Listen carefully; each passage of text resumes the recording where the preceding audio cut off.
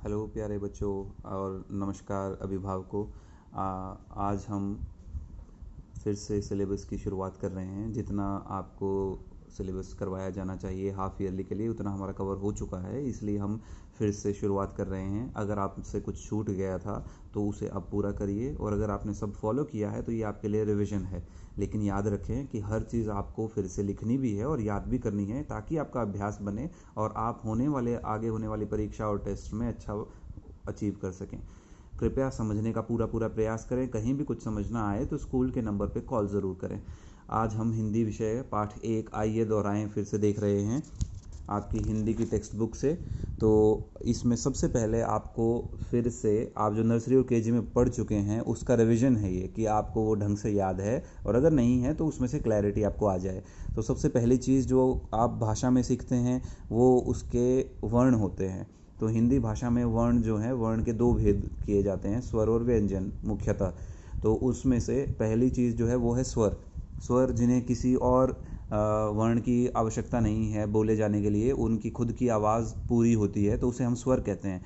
तो स्वर कौन से हैं ये सब आपको करवाए गए हैं नर्सरी और केजी में। आज हम उसको रिवाइज कर रहे हैं। अ से अनार, आ से आम, अ, इसको ए नहीं बोलेंगे, अ बोलेंगे। सबसे ज़रूरी बात ये आपको मैं दोहरा रहा हूँ कि हमारे जहाँ हम रह रहे हैं, हमारे आसपास के इलाके में लोग इसका उच्चारण, हिंदी का ही उच्चारण सही नहीं कर पाते हैं, जो हमारी मातृभाषा है। ये हमारे लिए बड़ी शर्म की बात है, लेकिन हमें इस चीज़ को ठीक करना है, और वो आप बच्चे ही ठीक कर पाएंगे। अगर आप सही बोलेंगे तो कल को वो बाकी सब लोग भी ठीक हो पाएंगे। आप अपने मम्मी पापा को भी वो चीज़ ठीक करिए, आपके पड़ोस में कोई और बच्चा गलत बोलता है उसे भी ठीक करिए।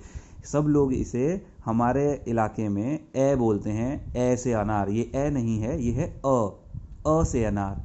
अगर ये ए होता तो एनार पढ़ते हम इसको। ये एनार नहीं है, ये अनार है।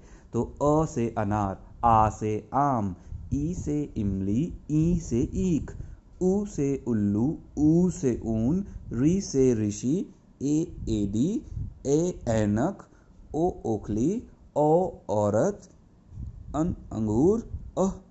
ये खाली, हम जिसको खाली बोल देते हैं, बट ये अलग है, इसका इस्तेमाल बहुत ही कम होता है। तो ये आपके स्वर हैं सारे। तो ये सब आपको ढंग से बोलने आने चाहिए, उच्चारण बहुत ज़रूरी है।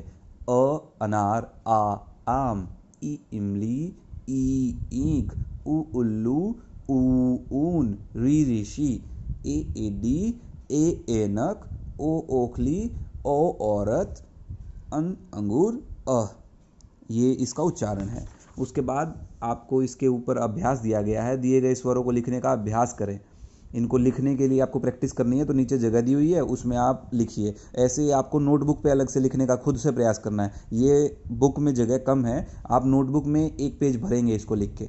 फिर उसके बाद व्यंजन आते हैं। व्यंजन हमारे क, ख, ग, घ, जो मैंने अभी स्वर में बात की थी वो यहाँ भी है। हमारे इलाके में लोग इसको बोलते हैं कै, खे, गे, घे, जो कि गलत है। आपको इसको क्या पढ़ना है? क। कै नहीं पढ़ना है। कै से कबूतर नहीं बनता कभी, कै से कैबूतर बनता है। कैबूतर नहीं होता तो क्या होता है? कबूतर। कबूतर कब बनेगा? जब आप क बोलोगे। क से कबूतर, ख से खरगोश, ग से गमला, घ से घर, ंग। च चबूत चबूतरा, च से चलना, छ छतरी, ज जग, झ झंडा, और ये क्या है? य। ट टमाटर, ठ ठठेरा, ड डमरू, ढ ढक्कन, ण त तख्ती, थ थल थर्मस, द दवात, ध धरती, न नल, प पत्ता, फ फल, ब बेर, भ भालू, म मेरा महान, य यह, र रथ, ल लाल, व वाटिका। अब ये 3 प्रकार के स के साउंड हैं। अब इनका भी उच्चारण फिर से बहुत इंपॉर्टेंट है। अब ये इन तीनों में डिफरेंस है, लेकिन बहुत सारे लोग इन तीनों का डिफरेंस नहीं कर पाते हैं। इन दोनों का डिफरेंस थोड़ा सा मुश्किल है, लेकिन इसका इन दोनों से बहुत आसान है। ये क्या है, ये इंग्लिश के लेटर एस जैसा साउंड देता है, स। ये एस एच, जैसे शिव, सड़क, सड़क, शिव। ये श, विषय। तो इसमें अ श की आवाज़ मिल के आती है, जैसे विषय, विषय। ओके।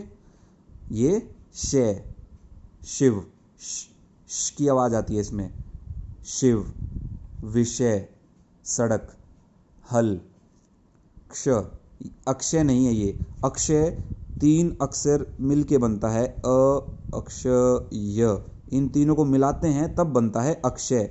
ये अकेला क्या है, क्ष, अक्षय, अक्षय, ये पूरा बना। लेकिन ये अकेला क्या है, क्ष, त्र, ज। इसको ज भी बोलते हैं बहुत सारे लोग। तो इससे आपका व्यंजन कंप्लीट होते हैं। आपको यहाँ पे इनसे पहले क्या आता है हमें खुद लिखना है सब। ग से पहले क्या आएगा, ख आएगा, क ख ग घ, जो भी आपने पढ़ा। इनके बाद क्या आएगा वो लिखना है, च छ ज झ, यहाँ पे झ आएगा। तो ये आपको याद होने चाहिए, ये इसका सीक्वेंस है, ये क ख ग घ, ये आपका सीक्वेंस है।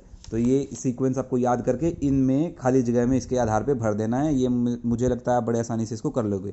नीचे सभी व्यंजन दिए गए हैं, उन्हें लिखने का अभ्यास करें। अब ये भी आपको नोटबुक पे लिखना है। तो आज के होमवर्क में आपका होगा क्या, सारे स्वर व्यंजन, इसमें अभ्यास 2 जो है इसमें यहाँ खुद भरेंगे, इसके पहले क्या आएगा, इसके बाद में क्या, और ये सारे व्यंजन आप खुद से लिखोगे, याद करोगे, फिर बिना देखे फिर से लिखोगे नोटबुक में।